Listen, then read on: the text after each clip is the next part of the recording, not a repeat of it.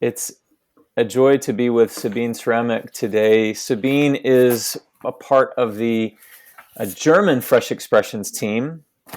Fresh Expressions is, of course, an international movement that started with some dreaming in the Church of England, and they invited some friends along from the British Methodist Church and began building partnerships to envision new ways of being church in a culture that is increasingly post-Christian or de-Christian. And it's not that the gospel has changed, but the way that we meet with people sociologically has changed. Sociology is really what's changed.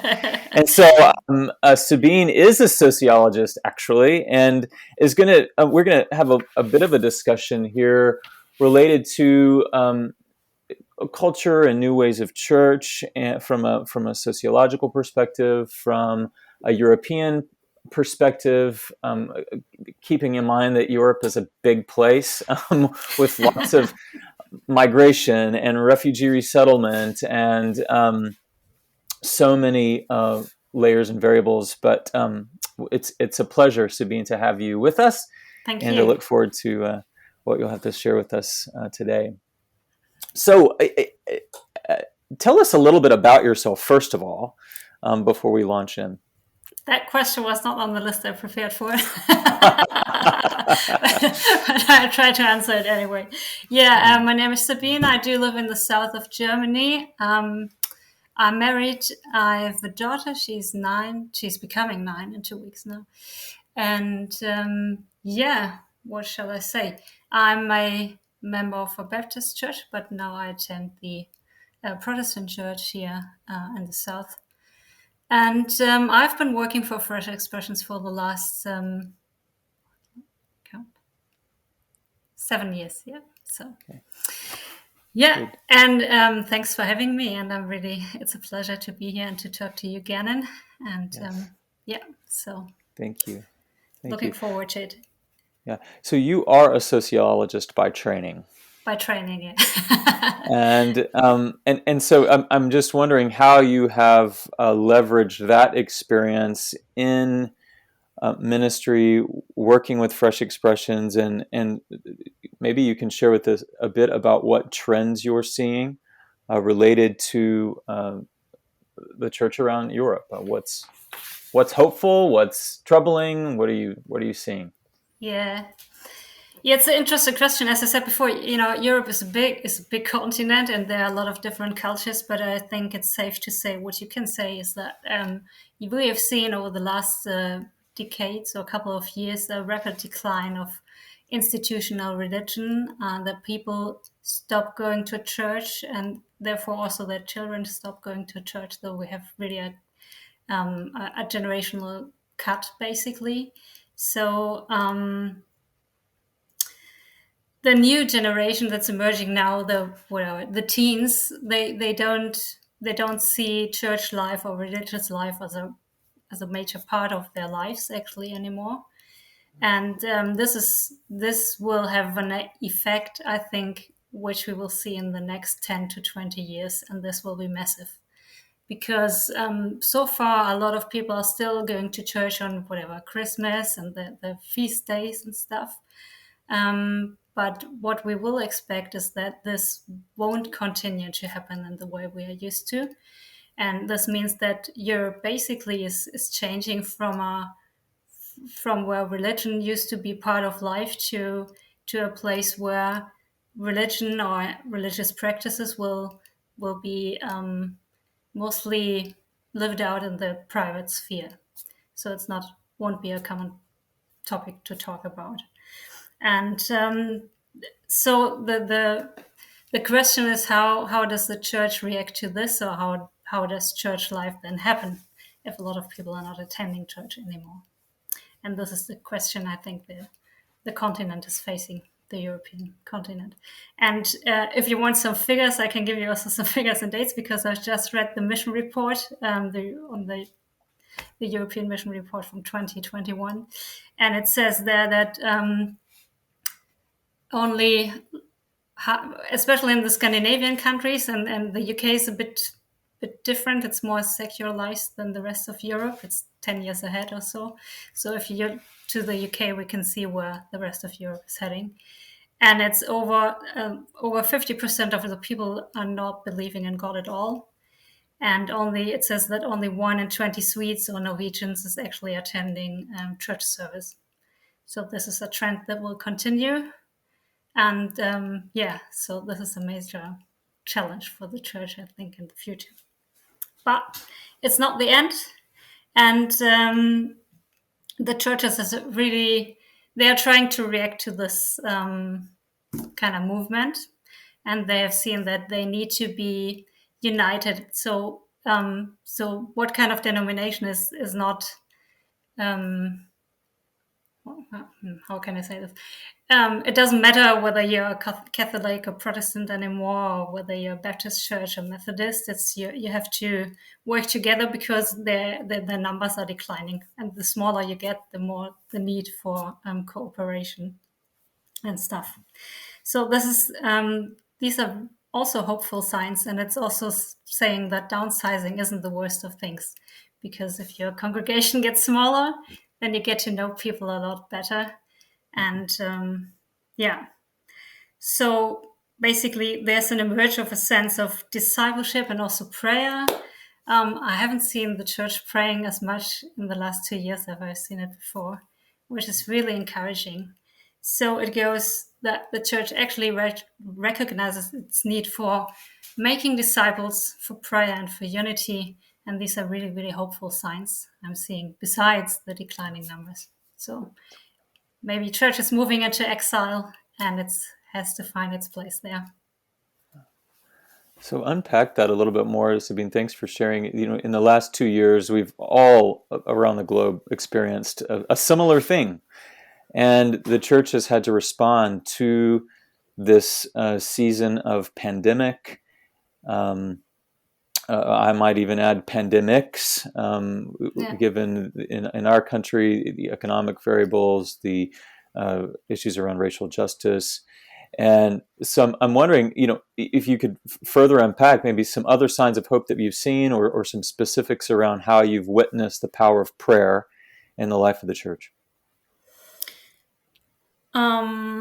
What I've seen maybe in other countries, maybe to pick the UK, is that Christians have risen to bless their countries and to sing songs of blessings and to do prayer online and invite people in. I think online church attendance in the UK has risen at 25% during the pandemic. I don't know whether it's still on this level, but anyway, and this is amazing.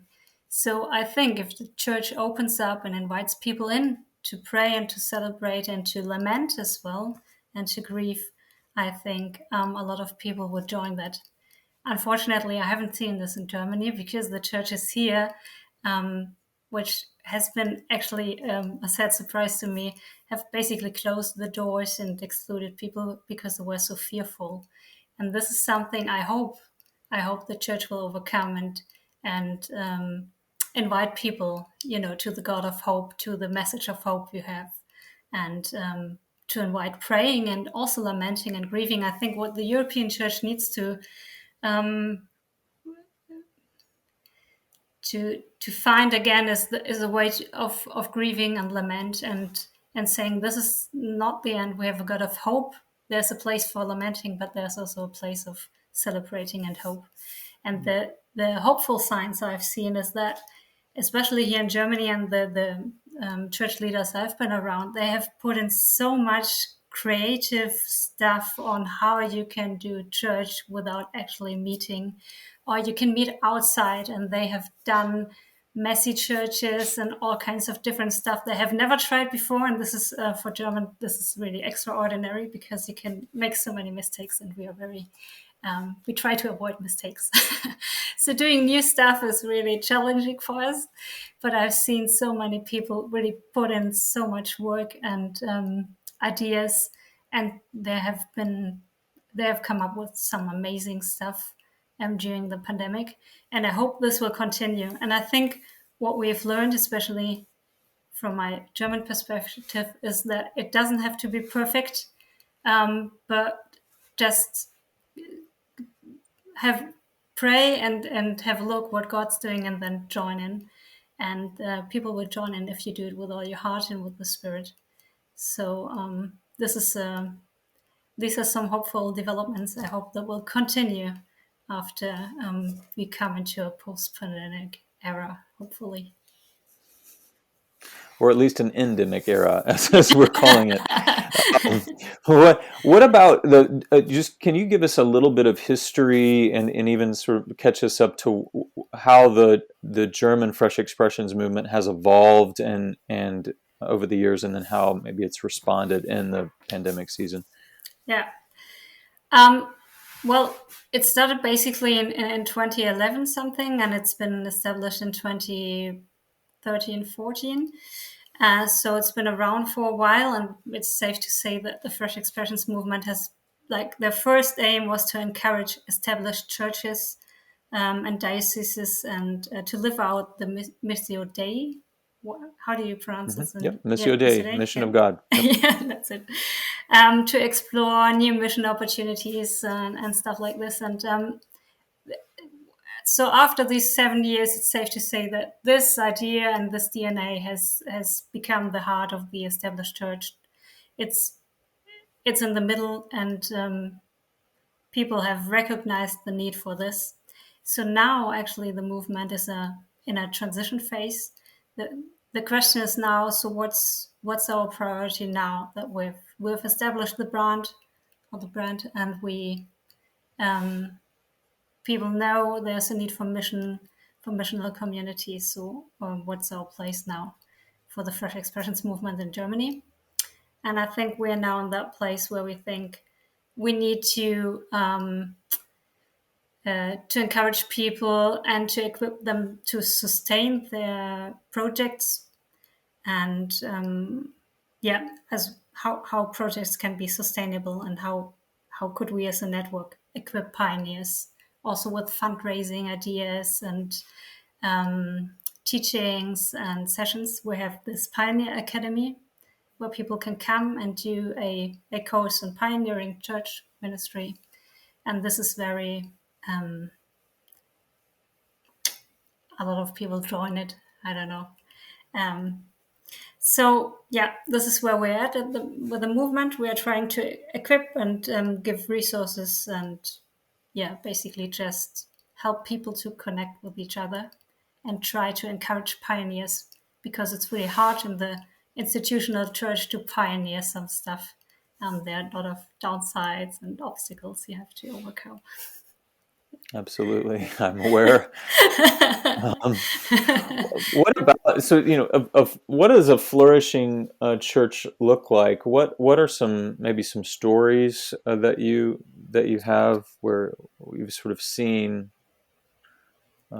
good things happening? Yeah.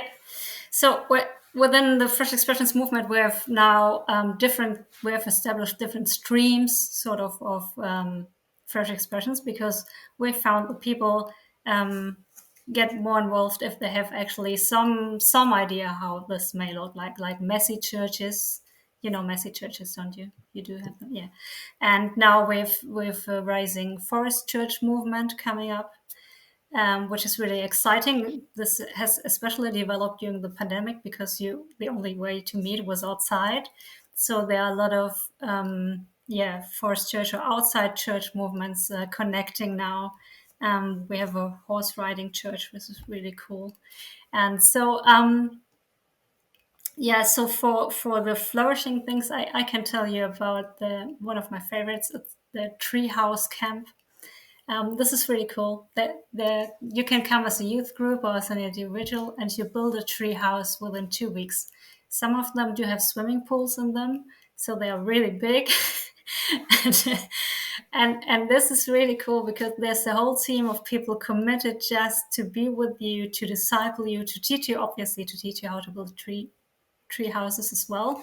But it's not only teaching you how to build a treehouse; it's also teaching you how to rely on God and how to live as a disciple.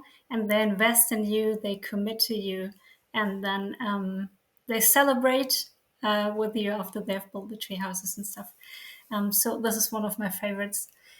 And the other one is just around my corner in a little village. They have a little farm. It's nothing what you would call a farm in America. I think it's really, it's really really really small. But it's in the middle of a village, and they have premium. They have bought premium land where actually people wanted to build houses on it. It was really really expensive, and they've built it in it. And Connie, that's the girl, she's doing it, and she said to me, she said to God, you know, God, I'm not good with money. So if you provide the money, I'll do it. If there's no money, I stop. And actually, so far, have had coming money in. It's amazing. I mean, you won't believe the story she's telling you. And this is just a place where people can come, especially people with handicaps and disabilities, and just hang out with the animals and with the other people, and just a place to feel welcome. They have a little coffee hut where you can, as a mom, you can chill out, have your coffee, and your kids can play with the horses and stuff. This is really cool. And what I've seen is all these people and all these communities that are really flourishing. You know, they're rooted in prayer and community. They they put yeah they they put this first, and then all the other things are coming into place. They are very relational, and they're in for the long run. It's not, you don't they don't do it, you know, just for a couple of months. They have committed for maybe 10 years or something. It's like, okay, this is the place for us to be. We're committed, and we put our lives in, basically. And these are the communities I see that are flourishing. I could tell you a lot more, but I Oh think no! I'll stop. So say this more about the farm. Have you witnessed a way of discipleship or a way of worship that's original to the farm? Well, basically, they have a mobile chapel. It's on wheels because you're not allowed to build on the land, actually. So they have had a little trick to come around this regulation. It's really tiny, but this is actually their place of worship. They have an inscription on the door saying, oh, I can't remember. I think it's, I have to look it up. Anyway, it's something about the heart of God, and you can come in there, and they have little stuff for the kids to play, and to what's it called, little puppets, where Okay. you can, this is me, this is Jesus, and this is you can set a scene and enact, biblical stuff. So they just go there with the people, and they say, okay, this is Jesus, and where's your place, which figure you are identifying with and stuff. And this is how they come into talking with people about Jesus. And this is also where they meet for prayer. I don't know if this is not a method, this is their thing, basically, to do it. But what I know is that they meet there also each day for prayer and to have community. They also have volunteers. I think 3 to 4 volunteers that are actually joining them on their in their work. So yeah, Good. A mobile tabernacle on the land. It sounds yeah. very very Old Testament. I like it. Very, Um, very. And these are just normal people, they just live there. It's the back garden basically. It's just, this was the place they have been living for the last 20 years, and they had the chance to buy the land, and they said to God, so what should we do? If you provide the money, we'll do it. And he did. So they've just been faithful. that says something very instructive though about pioneering. Often, in my situation, we moved to a new place to pioneer, and so it took a Yeah. lot of time to get to know the community. We were essentially acting as missionaries, but sometimes pioneers have lived in a community for a long time. They know all of the regulations, all of the They do. development, the sort of requirements, and so they're able to sort of have their eye on a piece of land like this. So, have you noticed anything about pioneering people who are I'd say much more indigenous to the community. Yeah, I think I think this might also be the future. Not to go to faraway places, but to see what's the place God's called you now in here in your neighborhood. I think there's a piece in the message that says God became flesh and moved into the neighborhood. I like this so much, and this is how could I answer this question? I mean, I think what people notice is that they have known you, maybe in this case of farm, they've known you as a little kid, they have known how you grow up. And if you start something like this, they know, oh, this is, Connie. I've been to, primary school.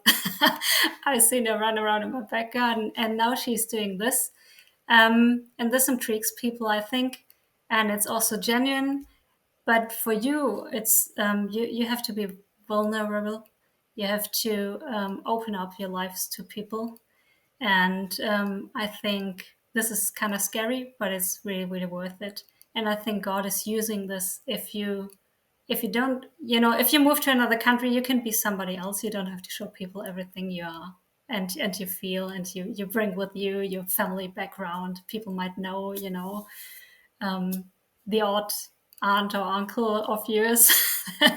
And but on the other hand, this can also be really an asset, for the advance of the kingdom of God, because, as I said, I think people perceive you as somebody who's genuine and who's really interested in them, and who's saying, okay, I'm here for you and I'm staying, come with me. So yeah.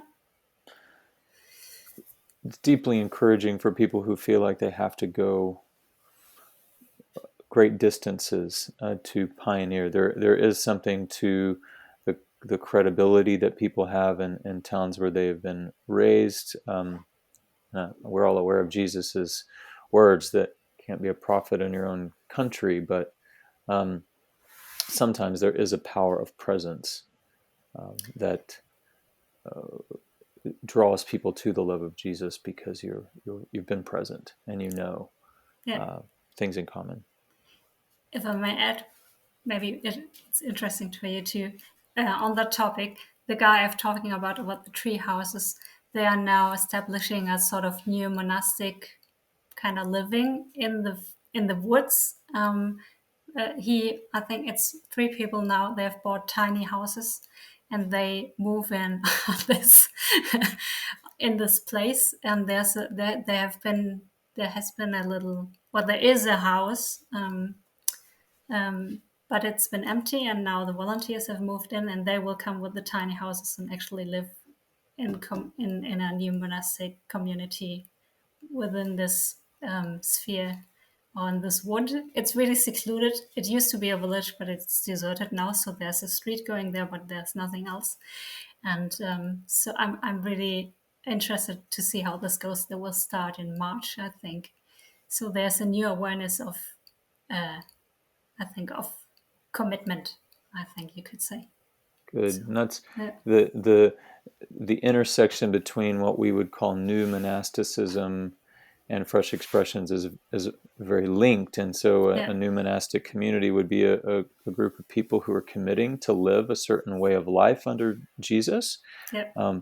committing to one another, and then their commitment to one another then extends out to the local community, to the land, to the forest, where they would steward and sort of take care and develop the tree houses, Yeah. which is fun. And then they're able to invite people in to build the tree houses. And my guess Yeah. is that those are all ages of people are building the tree houses. Yeah. So say a little bit more. You've worked a lot with young adults, university students, that sort of thing. What are you seeing? Any particular signs of hope or signs of life with the development of disciples of Jesus among young adults? Actually, yes. I think a lot of young people, especially in the church, they are longing for something different. I think they are not content anymore with just going to church and sitting in a pew and listening to somebody telling them what to do. Um, I think the people are eager to develop a kind of deeper relationship with Christ, and I think what's needed most is people that will commit or say, I'm a mentor to these people. I will be their teacher, their Yoda, whatever, and to say, I'm teaching you, and I'm showing you how to be a disciple in your everyday life. This is what I've seen in a lot of young people, and especially in a church context, people that are training to be a pastor. They sort of um, they are battling with what they feel they are called to do and what they feel inside, and what the institutional church will offer them, which is structures and rules and regulations. So this is what I see, this discrepancy between I want a personal and lively relationship with Christ, and I want this to, um, I want other people to experience this, but how can I do this in an institutional church setting? This is, the imbalance I'm seeing, and a lot of people are struggling with this. But I've seen a lot of youth churches rise up, especially in Germany, with a big YMCA movement, and they are now trying, because here's the same problem these young people have experienced, real relationship with Christ. They have experienced community when they've been on retreats and stuff, but then they are not attracted to normal church life, so they drop out. And the question is, how can you actually foster a community of young people within the church? So the YMCA has come up with the idea of Y churches, they call it. So that's basically a YMCA church. And we have a lot of youth churches, Jugendkirchen, especially here in the south of Germany, that are really flourishing. But then again, they are sort of viewed as weird by the institutional church, and they don't know what to do with them, because actually they want to have the young people within their congregation, but they won't come anyway. So, so Sounds like Jesus and the disciples in the religious institutions of that day, doesn't it? indeed, it does.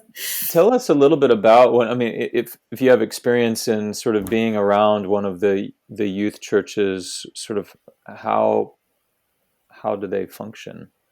Because you do eventually have to create some sort of structure, right, for these things. And the YMCA, contextually in the United States, the YMCA is essentially a health club. It's a place to sign up to play sports and go swimming. It's the C in YMCA is mostly not evident. So it'd be a surprise to many Americans to hear of YMCA as being kind of part of their original Christian mission. So It actually is, especially here in Germany. Yeah, I mean, they might look a lot like the established churches as well, just a bit hipper, worship music, and they will have a liturgy. They won't call it like that, but anyway, they will. we all have a liturgy. We do, don't we? But I think that the I think what's different is the kind of leadership. It's not they try to be not to be top down, but bottom up. So they try to include a lot of the people that are attending the youth churches, and they try to ask them and to involve them in what they are doing. Like, is this service kind of what you want it to be? Do we have to do something different? So it's more like people that are attending are also the people that are working within this community, and I think that's the biggest difference. It's more like a I don't know how to say this in English. Actually, we Okay. have such a nice German word for it, but What's the um, German word? Beteiligung. Okay. Okay. Beteiligungskirche. So if any Germans are watching, they'll know what I mean. No, this is So this is the people. People are not just there to listen; they are also there. It's expected for them to work with the church. So And we say, just active participation. And thank you. Yeah. I often look and reference of 1 Corinthians 14, where it says there that everyone, when you gather into the church, is essentially expected to have a word to share. It was a shared community. Yeah. And I think that's sort of one thing that we notice in a lot of these new forms of church, fresh expressions of church. That's in our house churches, they're highly participatory.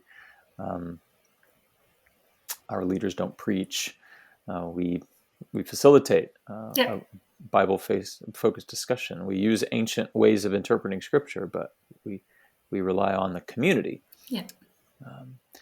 So this is really instructive. One last question for you.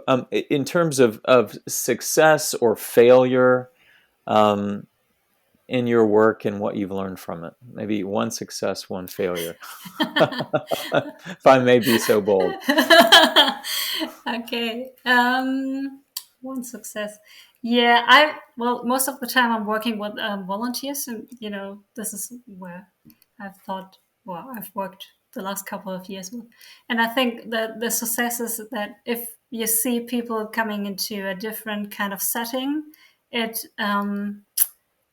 great to see them becoming, dependent on God, and to see them grow in Christ, and then to watch them grow as they go along in the walk of life, and what this kind of particular setting has done to them. Like if they, if you do an internship in another culture, it opens up your mind, it broadens your horizon, and it does something to you, and it also makes you it makes you humble, because if you have been in a context where you don't speak the language, you can just listen and watch. So basically, this is, and when they come back, this is what they do, and then they try to bring in new ideas. I think this is the biggest success, that we have people that are able to learn and then to communicate what they have learned within the structures they are now.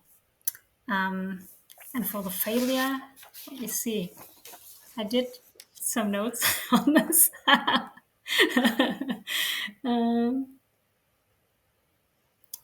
Yeah, I think maybe not really a failure, but a learning is that it's really about the long run. It's not that you can touch lives of people just for a moment of time and then move on to the next one. It's like you have to stick with them. And this is something I had to learn, because usually I'm a person that's, oh, this is the next new idea. Oh, that's lovely. So leave the rest behind and then move on to the new stuff. But it's actually, with people and with projects, it's stay committed and then pick one that's most important to you and stick with it. So even though it's not, in the beginning, it's all, really interesting and stuff. And then it comes the dual stuff where you have to do, numbers and figures and whatever. But the lesson I've learned is to stick with it and then see what it opens up actually to. Yes. So, yeah. Power of staying and the power of presence is Thank you. important. That was much nicer said.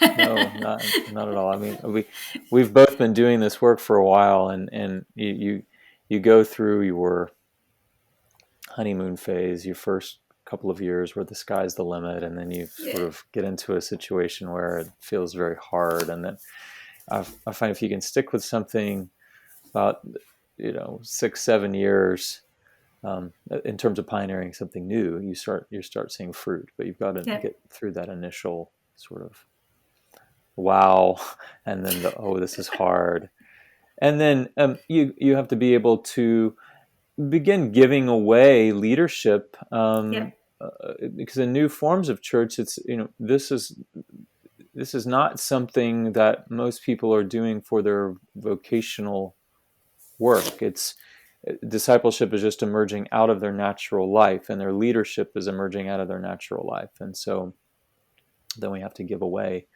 leadership so it grows and multiplies, and becomes discipleship movement, or we just reconstitute an institution. Yeah, Just with different liturgy. So, well, that's Sabine, it's true. been a delight to speak with you. Likewise, Thanks Kenneth. for your insights, for your help, for your partnership in the gospel, as part of this international Fresh Expressions movement. Appreciate it very much.